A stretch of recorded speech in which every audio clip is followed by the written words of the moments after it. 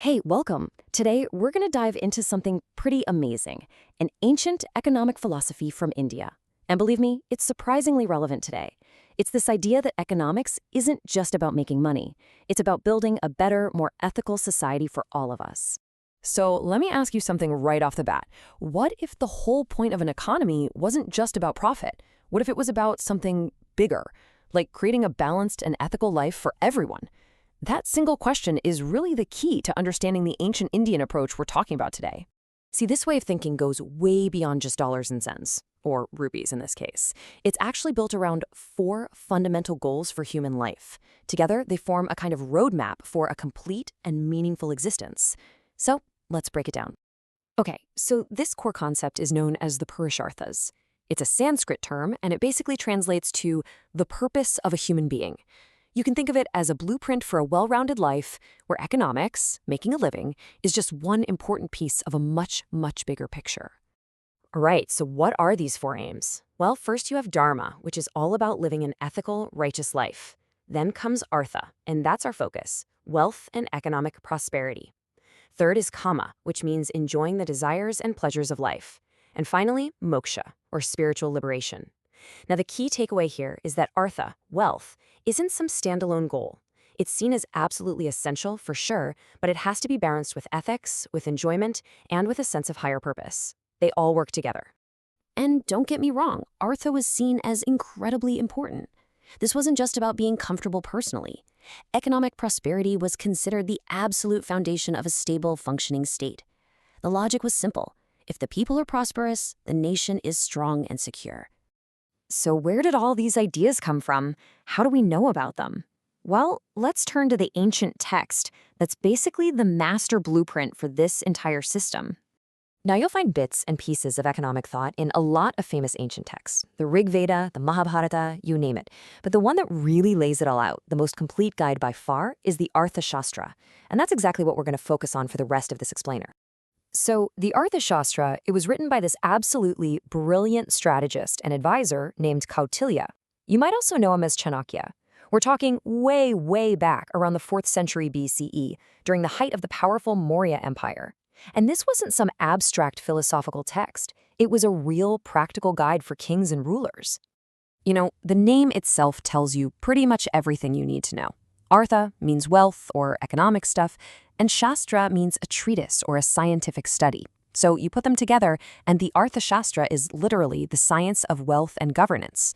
It was the ultimate handbook on how to build a state that was strong, prosperous, and organized. Okay, so that's the big picture.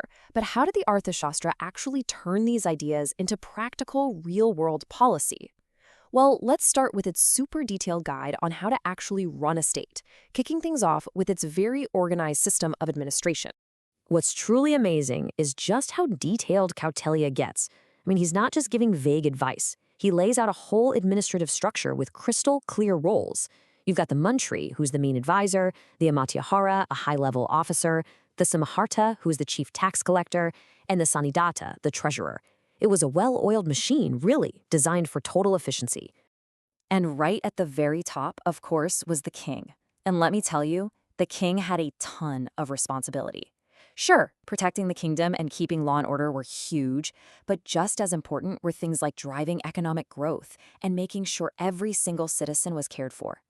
Kautilya made it super clear. The prosperity of the entire state rested on the king's own personal discipline and his ethical behavior.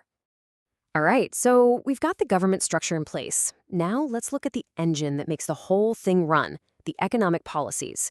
For Kautilya, this was simple. Economic strength was the absolute bedrock of political power. Period. Now, this was definitely not a laissez-faire, hands-off kind of system. No way. The state played a very active role. It would regulate markets, control prices to make sure no one was getting ripped off, and it was on the hook for building big infrastructure projects like irrigation systems. It was even there to protect consumers from fraud. The whole point, the ultimate goal, was always about fairness and stability. So you're probably wondering, how did they pay for all this? Well, the state had a really diverse mix of income sources. Agriculture was the big one, no surprise there.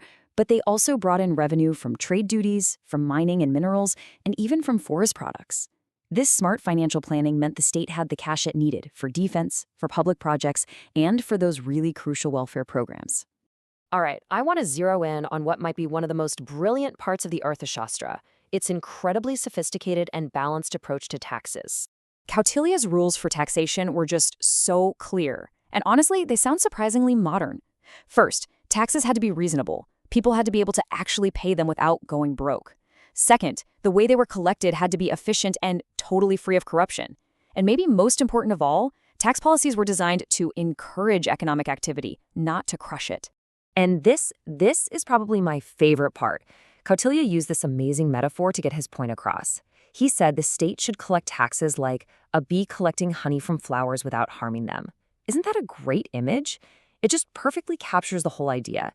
Take what you need for the good of the whole, but do it gently. Don't overburden the people, and never ever destroy the very source of your prosperity. So as you can see, from the meaning of life all the way down to the nitty-gritty of tax collection, the Arthashastra lays out this incredible vision of a state built on balance, ethics, and good governance. And believe me, we've really only just scratched the surface today. That's why you've got to join us for our next explainer, where we're going to dig into Kautilya's concept of a welfare state, which is shockingly modern, and the specific economic duties the state had to its people. Trust me, you won't want to miss it.